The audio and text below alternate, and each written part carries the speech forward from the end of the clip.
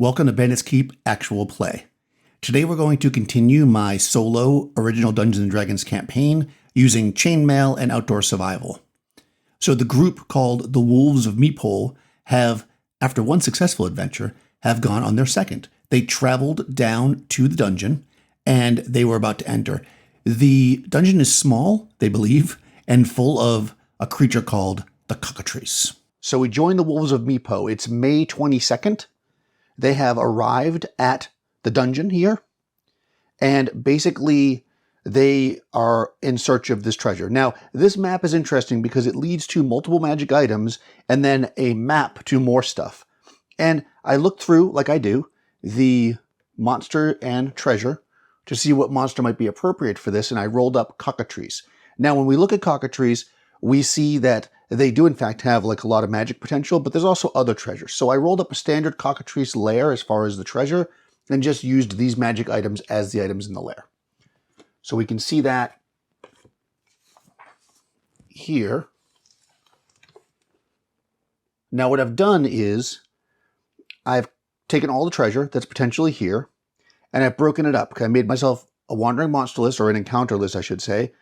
Black pudding, some kind of an animal, cockatrice, animal, ogre jelly. The reason why I chose these is because I thought, well, they can't be like orcs in here, right? Because they'd be turned to stone by the cockatrice. So I picked things that animals could have wandered in, and the puddings obviously aren't affected by the cockatrice. They wouldn't, be attacked by it. So when we get into a situation, we're going to roll one of these. If it is in fact a cockatrice, there's going to be between 1 and 8. There's 8 total in the lair. If there's an ogre jelly, there's going to be 1. If there's a black pudding, there's going to be 1, and there's only 1 in here. So if I roll those again and there's no more left, then there'll just be no encounter. It'll be empty. If a room is empty but with treasure, I have some treasure here. I took the cheaper treasure, basically. If it's with one of these monsters, basically, the ogre jelly or the black pudding, it's going to be this until it's used up. The cockatrice, the very first cockatrice encounter, will have the actual treasure. Unless I get one cockatrice, I might decide to do one of these. We'll figure that out when we go. I probably won't get one with my luck. But in any case, we'll do this, and or if I get the final, which I'll talk about in a second, the final goal area, that will have this treasure in it. Otherwise, the cockatrice will have the same treasure as these guys again until it's all gone. The group, of course, is pretty large, and they're going to want to explore as much of the dungeon as possible because, they want treasure. Oh, that's a mapper from a whole other thing. We'll get back to that another time. But let's dig into this a little bit. I'm going to use the Deck of Many Dungeons, which I've used before here. Basically, I'll put a link to this. You can actually get this as a PDF from drive-thru, or you can buy the actual deck. This link's in the description. Basically, you flip a card over. It gives you a map piece and what's in it. I won't use that. I'm just going to use the map piece of it, and I'll use the standard OD&D rules. Unless it's a monster in a hallway, then maybe we'll treat that as a wandering monster. I'm not sure. I haven't been doing that, so I probably won't. Our party is large. It's got 9 characters. So the first thing I'm going to do is, they've traveled here by horseback. I'm going to have 2 of them stay with the horses, okay? Because, obviously, it's dangerous. I mean, they don't know the mechanics of the game and that the wandering monster check for outside in the wilderness is only at night, right? So it could happen anytime for them. So I'm going to take a D10, which I have right here. And actually, 2 of them are going to stay back. I'm just going to roll a percentile, right? And I'll treat them as 2D10. So that is number 6 and number 8. So 1, 2, 3, 4, 5, 6. So they're staying back. 7, 8. They are staying back. So this is an elf magic user and a human magic user. That will reduce our party a bit in size. But that's okay because, again, they need to guard their camp. I'll also probably have to make an adjustment because I think number 6 was holding a torch in my original plan. So we'll get to that in a second. Let me just clear this off and get started. A couple changes from when I've done this before, just in case you've been watching. Well, number 1, I probably have pointed out before, I have the face folio. And I've got the characters on index cards. I think that's really nice just to kind of give me inspiration of what's going on. They are in the marching order. Now, normally they'll go 2 by 2. So it goes 1, 2 in the first row, then 3, 4 in the second row, etc. So basically they're not stretched out, but if they have to go single file, this is how they'll be. Now that is, of course, noted here in the back. I also note who has a light source. That'll be my encounters and treasure, as we've used before. And this is kind of a quick reference because basically some of the guys have spells and girls, as it would be. So this is basically who's here. These two are in camp, so I'm not going to use them. And we're going to go from there. Now, put that off to the side for a second. So for Deck of Many Dungeons, it's got 5 potential. My deck has 5 anyways. I think I have 2 decks here because I have the special extra deck. So I think they might have started with 4, but I have 5 possible entrances. I'm just shuffling them off camera. And I'm just going to take the top one, and boom, that's my entrance. Okay, so the way this works is the party's coming down into the dungeon from here, and I'm just going to use this little guy to represent it. Obviously, it's not to scale. You may notice that I have right here little fires. These are my torches. So I have 6 of them to represent each turn that a torch can burn. And then over here, I have 1 more sitting on top of some tokens. There's basically 4 tokens there. This represents the lantern that one of the characters is carrying. That way, every time a full torch burns out, I'll remove 1 token until the lantern is gone as well. And that's kind of how I'm going to track it because I forgot to print my normal tracking method. So we'll see how this works. All right, so following normal kind of procedures, what we're going to do is the characters in this room. It's OD&D, which means that these doors are closed, I guess unless they show that they're open. And they'll all be stuck. We're going to have to try to open them if we want. But the first thing we're going to do is we're going to listen, okay? I have 1 halfling character. They're going to listen, then 2 humans. So the halfling, which will be the black die, is going to represent, they can hear something on a 1 or a 2, the humans only on a 1. Let's see if they hear anything behind this door. Okay, they do not hear anything. So they're listening, and unlike BX, that doesn't take a full turn. They can do several things in 1 turn. They listen to the door, they don't hear anything, they decide, hey, let's go for it. Now, again, if you were playing with a party, you might listen to all the doors and everything else, but because I'm soloing it, I think it's easier just to go one direction. So, 3 people are going to try to push open the door. Those people typically can't act in the first round of combat, so if there's something on the other side and they get, caught up, so I'm going to actually have, since it doesn't actually matter in OD&D who does it, I'm going to have the 3 magic users do it and have the fighters stand by with... Actually, I'll use the cleric and the 2 magic users, so basically 1, 2, 3. And the fighters are all going to get their missile weapons ready, just in case there's something on the other side. So let's see if they can open the door. On a 1 or a 2, they open it. Okay, yeah, they easily open the door. And let's see what's on the other side. Okay, it's a passageway. They're going to open the door. They're going to move down the passageway to this section and look both ways. I think at this point, I'm going to reveal what's here because that's going to be important. They can see that, I think. Although, actually, if these are 10-foot squares, they can't see because of the torchlight. So they're going to move one direction because you can do 2 moves in a turn, basically 2 full moves. And well, hold on, if they're 10-foot squares, I think these are meant to be 5-foot squares, to be honest with you. So 1, 2, 3, 4, 5. They can only move to here. Is that going to be enough? 1, 2, 3. Yeah, I can reveal what's over here. That's where they're going to go. Oh, more hallway. Okay. They see more hallway. That's the end of the first turn. I'll flip this. We'll lose 1 torchlight. And then we're there. That's the end of the first turn. On the second turn, there's actually a wandering monster. This actually shows a monster here, but again, I'm not using that. So they don't see anything. They're just going to proceed down the corridor. So, I'll roll that wandering monster now because it'll happen at the end of this turn. 4. I rolled a 4. No wandering monster. So again, 1, 2, 3, 4, 5, 6. We put them here. That's 1 move. And then we'll just keep going. 1, 2, 3, 4, 5, 6. We'll put them here. Basically where they can see around this corner. I will use up a torch. And another turn has gone by. We already know there's no wandering monster. So we're good to go. I probably should roll it at the end of the turn so I don't confuse myself. Turn 3. Okay. Okay, so this is interesting. So here's going to be a rule. The way I handle secret doors is as follows. If the characters are passing by a secret door and they have an elf with them, which they do not right now because the elf is back in camp, then the elf will have a chance of noticing the door on a 1 or a 2. That's basically standard OD&D kind of optional rule. The elf just doesn't have to look. They just notice secret doors. Otherwise, the party's not going to be looking for secret doors unless they hit a dead end. So in this case, there's no elf. So basically, they're not looking for that secret door. They would have no reason to think there's a secret door there. And, they're trying to move. So we revealed that at the end of the turn. I used the fire already. I already knocked this guy over. And there's no wandering monster this turn, so that's the end of that. Okay, next turn. So this is turn 4. I'll flip at the end. So let's see. Oh, that actually works out perfectly. 1, 2, okay, 3. That's like half a move. They're going to listen at this door. Again, the same 3. Okay. Halfling hears something if there's something on the other side. So let's roll. The way that OD&D works is that we're going to roll to see if there's something in the room. On a 1 or a 2, there's a monster. Otherwise, I'm not really using traps because it's just something I don't want to deal with right now. But on a 1 or a 2, there's a monster in this room. There is. And we will hear it, assuming it's something that can make noise. So let's see what's in that room. I'm going to take my wandering monster list, remember from before, put it on the side so I can see it. And I'm going to roll basically 2d6. We're going to see what's in here. 8. Cockatrice. Cockatrices make noise. So the party hears Cockatrice, although, actually,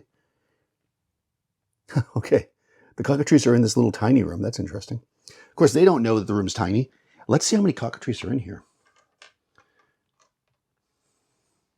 Did roll a 1 on the listen check, which is the best. So we're going to do a couple things here. I'm going to say, would they have an idea of how many Cockatrice? Because I'm not going to roll until they open the door. They're going to be ready, but so I think they would have they might have an idea, or they might not, depending on if they're moving around. So I'm going to roll 2 dice.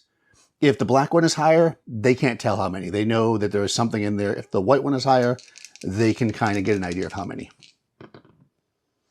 Equal. Okay, so I'm just going to roll again. Okay, yeah, they can tell. So I'm going to roll the number.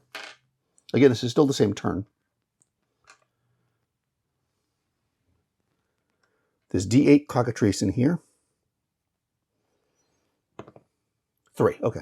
So there's 3 Cockatrice. They listen. They realize there's 3 Cockatrice in there. They know this is kind of, you know, they can hear things moving around. They're like, all right, there's at least 3 small creatures moving around in here. We're going to get ourselves ready in a defensive line. I've got a couple of characters that have heavy crossbows. This fighter right here is a heavy crossbow, and they don't, you know, they're basically like shoot at the beginning of the combat and then switch to sword, right?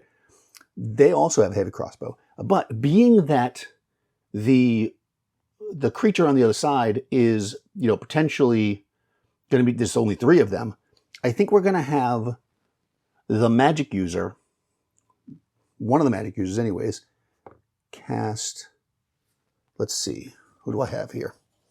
They might just right away cast a spell because they're not messing around. Okay, I have a sleep spell, I have hold person, and I have a charm spell. Well, they know what's on the other side because I can hear it. So the character with the sleep spell is going to step back. So basically the 3 people in the doorway the people opening the door are going to be, so crossbow, crossbow. So they're going to open the door and they're going to open the door. The other 2 are going to stand with the crossbows, and 1 is going to have a sleep spell ready.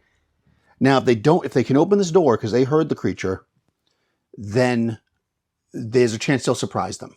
If they don't open it the first try, they won't surprise the creature, and they can't be surprised, obviously. So I need a 1 or a 2 on one of these 2 dice. Yes, okay. The door busts open. There's a chance these Cockatrice are surprised. So here we go. On a 1 or a 2, the Cockatrice are surprised. They are not. Okay, so unfortunately, their plan might not be great. So they bust the door open. They look into this small room. There are 3 Cockatrice there. We'll call that the end of this turn. Which, by the way, is now time to roll for a wandering monster. There's 1 on a 1 or a 2. Okay, there's going to be a wandering monster. They'll come in at the end of the next turn. We'll figure that out in a second.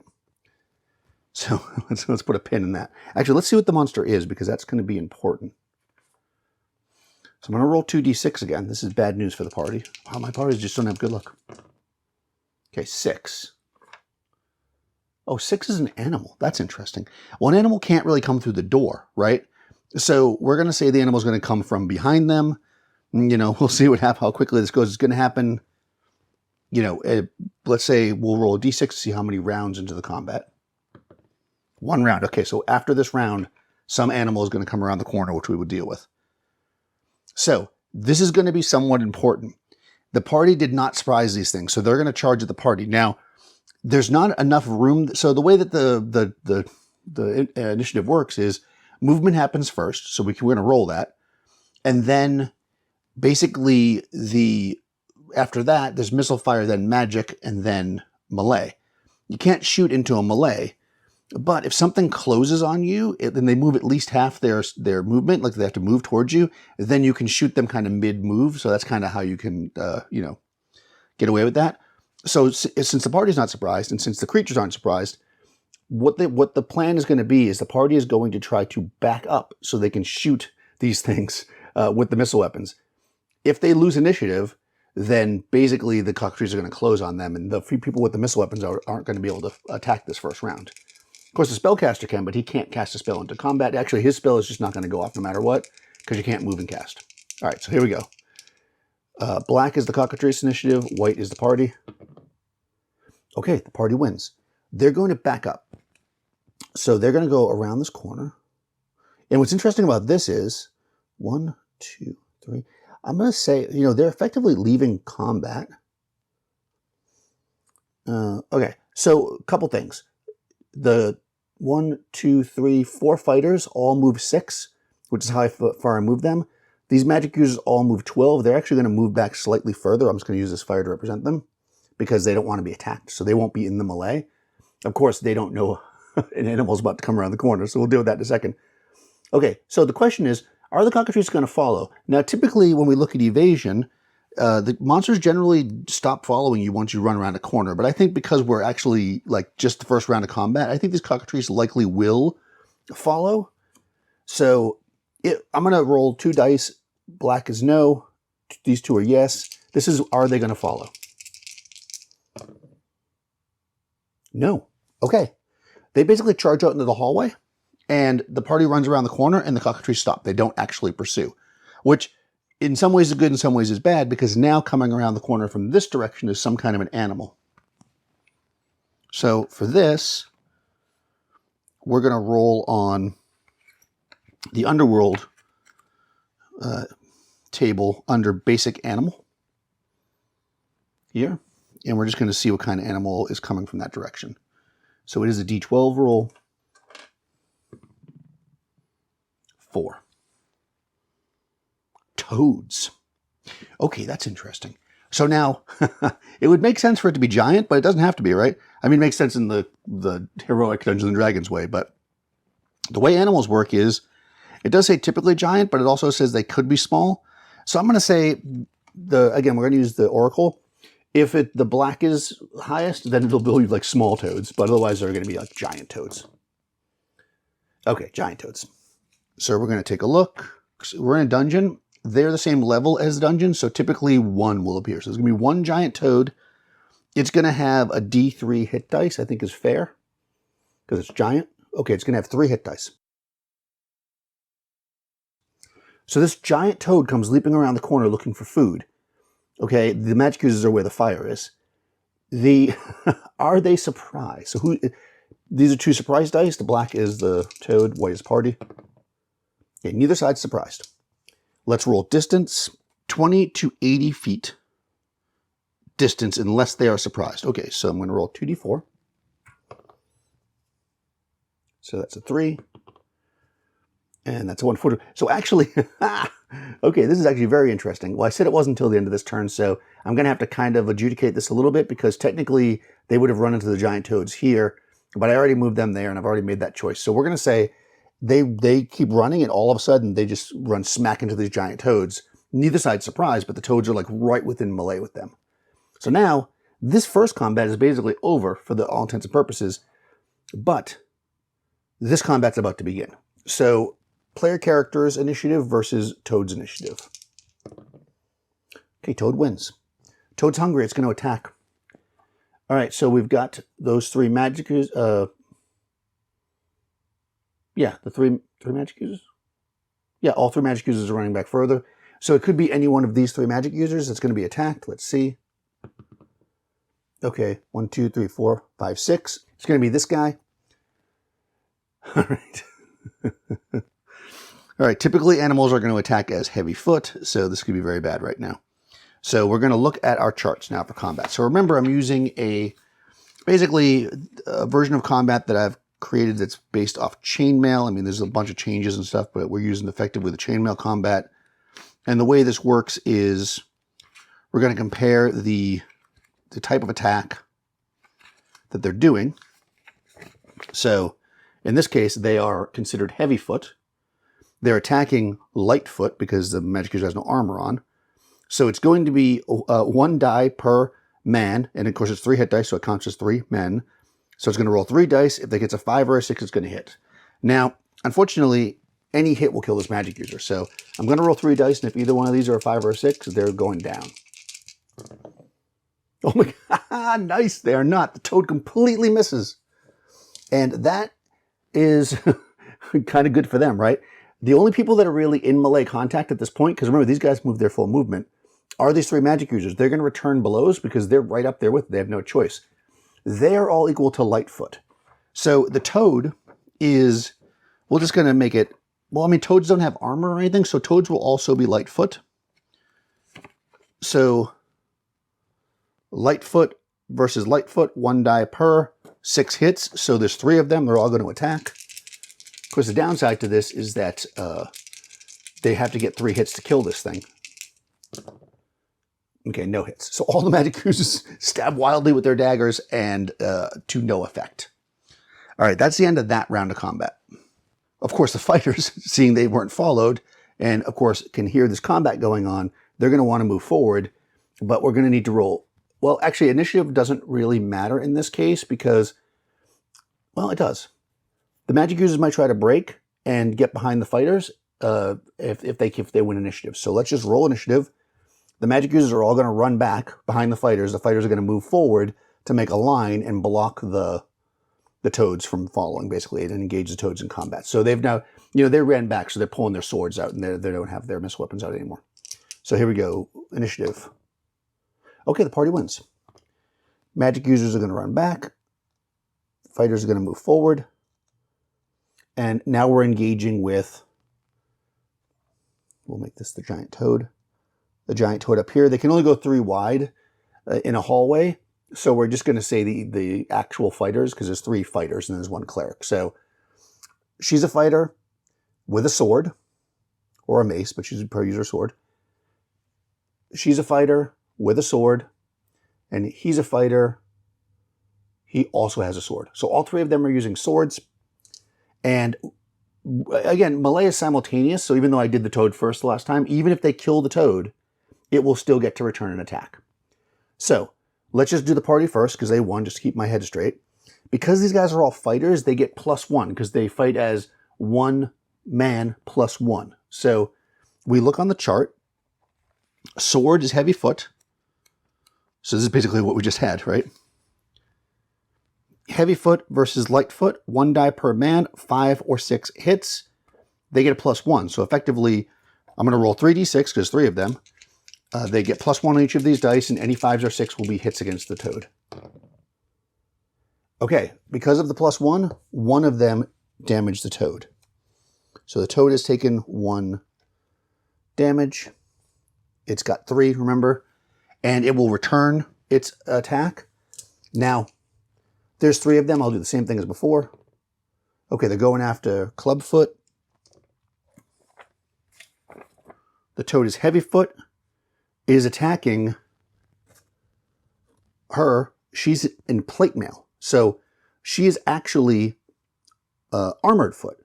1 die per 2, right? The toad attacks as 3, which means it's only going to get to roll 1 die. So the toad's rolling 1 die. It needs to get a 6. If it gets a 6, she's dead. But if it only needs to get it just says it gives 1 die instead of 3. 2. Okay. The toad misses as that round of combat ends. Now, I am curious with the sound of combat if the Cockatrice will follow. I'm going to say, are Cockatrice scavengers? Probably not. So I'm going to, again, do this. White die means they don't come. Black means they come. This will be next round, of course. Okay, no, they're not. They're staying where they are. Okay, so with all that being said, the Malaysia is going to continue the next round. The toad isn't going anywhere. It's not that injured. The party has no place to go, right?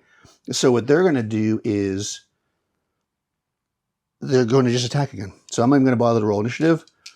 I'll do the toad first, just for simplicity. It's going to attack, this time, our fighter over there. He actually defends, actually doesn't matter. The toad actually cannot hurt any of them. So will it, You know what I'm going to do instead? I'm going to say, I am going to roll initiative. Roll initiative. Okay, toad wins. I'm going to make a morale check. If the toad's morale fails, it will run because it realizes it can't hurt her. But there are 3 of them, and it's probably not, it's not going to be able to be, oh, they're all in plate mail. So its morale is 7. If it beats a 7, then it's going to stay. Nope, it's going to run.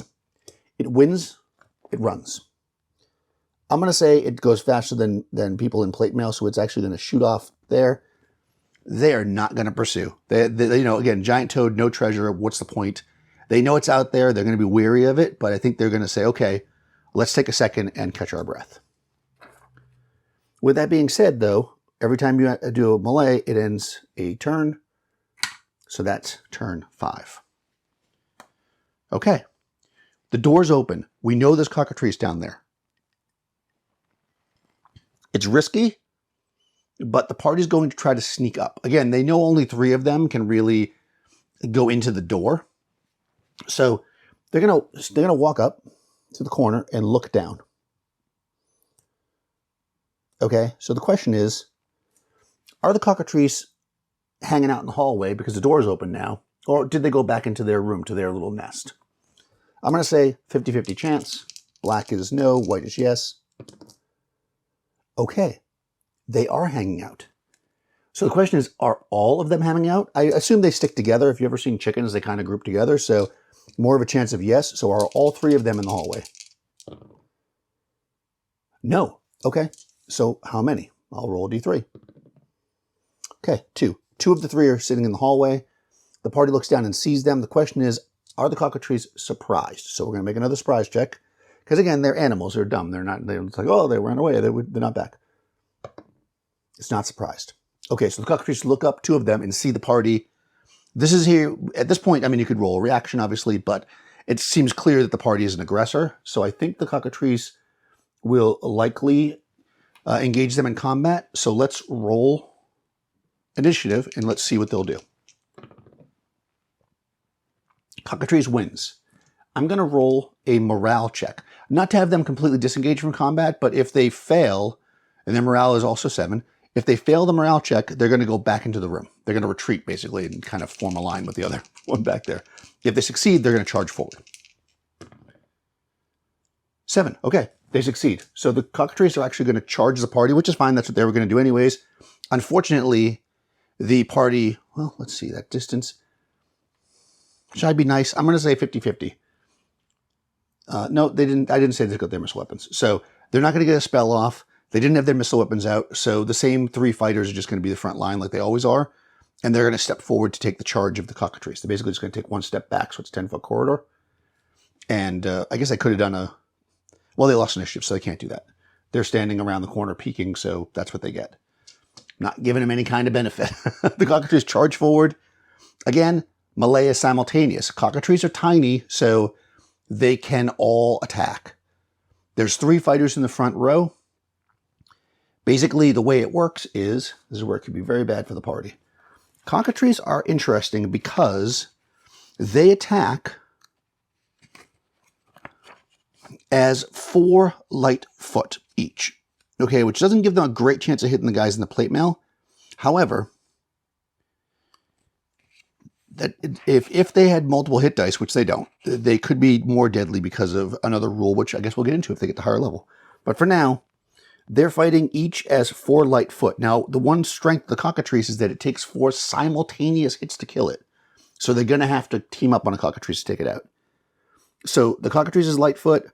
It's attacking It's attacking armored foot. So 1 die per 3 men. So each Cockatrice is going to get 1 die. And if it's a 6, somebody will be turned to stone. I'm going to do that first, even though, like I said, everybody will still get to go. I'm just going to roll all 3 dice, and if somebody gets turned to stone, I'll figure out who's... No. Okay, so no Cockatrice hit. Didn't matter who they targeted.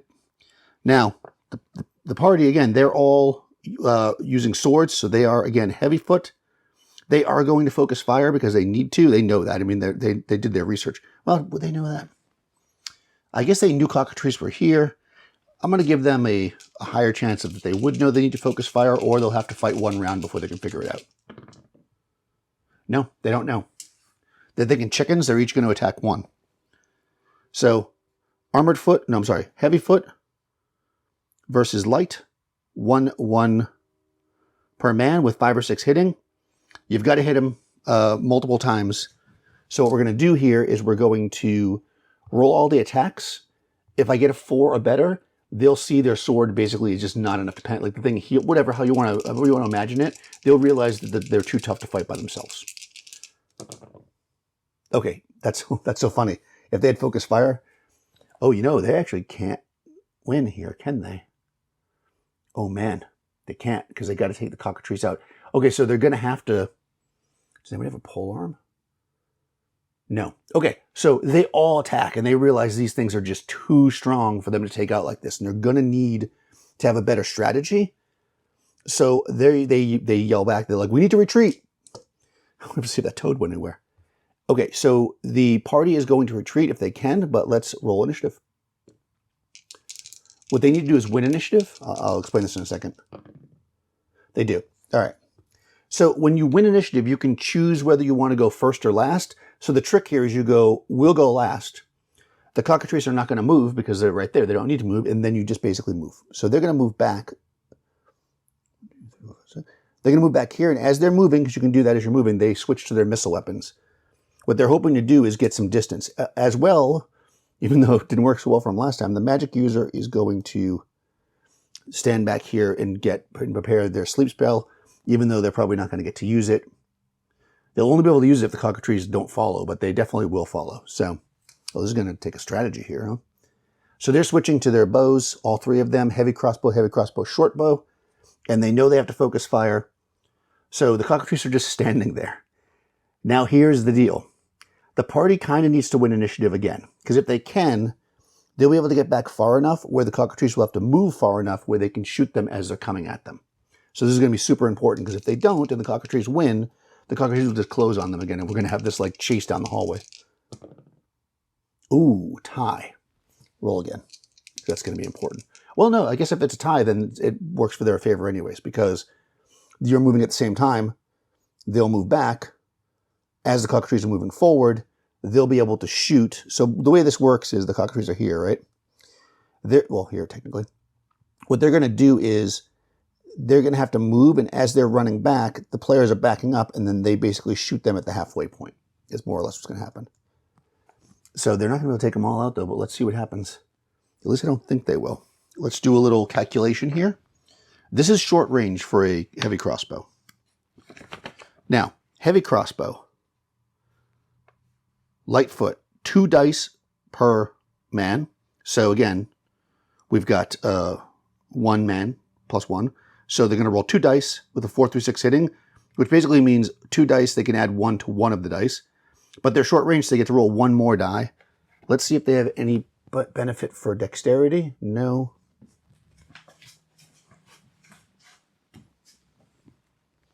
Oh, they actually have a -1. Okay, so they're only going to roll 2 dice. They'll get to roll 3. Then a short bow. I'm just getting all their dice together, because this is going to happen before the melee. A short bow versus Lightfoot is 1 die per man, 6 hits. They've got a +1, so that's 1 die for that. So 1 die, 2 dice, and then short range, 3 dice. So basically the halfling's going to roll 3 dice. I'll do that first. Only 6s are hits. Okay, 1 hit. That's good. I'm going to keep track of this because I need to get 4 of them. I'll just put a die here to count as 1 hit. Actually, I'll do this. I'll remove a die when 1's hit. Okay, then they're going to go, they're rolling 2 dice, 1 more for the short range, but then -1, so they're going to roll 2 dice with 4 through 6 hitting, but they can add 1 to one of these dice. Okay, add 1 to this die, that's 2. And finally, she is basically rolling 3 dice with 4 through 6 hitting, she can add 1 to one of them. So if she gets 2 kills here, they'll take out one of the Cockatrice. Yes. 4 through 6. 4 through 6. 1 Cockatrice goes down, leaving just 1, or leaving 2 more. Unfortunately, those 2 will close with the party, and they will get to attack. Again, 6s are kills. So let's see if they kill anybody, one of the 3 fighters in the front. No. Okay, so that's the end of that round of combat. The Cockatrice, there's only 2 of them left. The party is still up, but they can't shoot their heavy crossbows again, and they're in melee, so they can't shoot anyway, so they're literally going to have to run again and see if they can figure out a better plan. The magic user is probably thinking that it would be way smarter for them to use a sleep spell, but they just can't get themselves to do it. The combat's still going on, so we're not going to make any wandering monster checks, and let's see what happens. So again, party initiative versus monster initiative. Party wins. So they're going to do the same thing. They'll choose to go last. The monster will stay where they are. They'll move back 6. Again, they've gone around a corner now, so I will once again check to see if the Cockatrice will follow.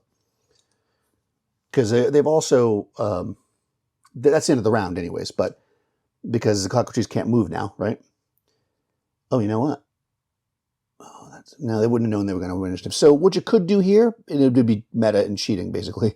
I'm going to put the party together again. What you could do here is say, oh, because it'd been like, well, the magic user didn't move, they can cast a spell, but of course they're going to run because they didn't know if they're not going to stay there while the fighters don't. So they're not going to be able to cast a spell. They're going to have to take this out the slow and low way. Wow, this is going to be really tedious, but they might be able to pull it off if they can get distance each time. All right, so what we're going to do here is nobody else has a missile weapon. A flail is a heavy foot too, so there's no real advantage to switching weapons here. All right, so the new strategy is going to be the halfling is going to basically continue shooting with the short bow, and then these 2 with the swords are going to wait till the Cockatrice closes and focus fire on that same one, hoping to take one out. So again, at this point, we have to see if they're going to follow. So I'm going to say it's a 50-50 chance because there was also one of them died. So white is yes. Yeah, they follow. All right. So they come charging around the corner. And when they do, the halfling lays in with their arrows. Again, they get 3 shots. 6s are... Oh, they get to add 1 to one of them. I don't know if they did it last time. 3 shots. 6s are hits. They can add 1 to one of the dice. Nothing. Okay. Cockatrice makes contact. The 2 fighters will get to attack. Again, they are heavy foot versus... It doesn't actually matter because they can't kill the Cockatrice, so I'm not going to bother rolling. But the 2 Cockatrice could kill player characters. And they do. 1 player character is turned to stone. Which one is it? 1, 2, 3. So we're going to roll a d6, basically do a d3. Oh no, the halfling. This is bad, because without that halfling short bow, they are not going to be able to kill these Cockatrice. Okay. Halfling is turned to stone. That is not good. Party is like, oh great, maybe we bit off more than we could chew here. We might need a better plan. So I think they're going to just run if they can. So we're going to roll initiative. Party wins. Okay, so they, again, choose to go last.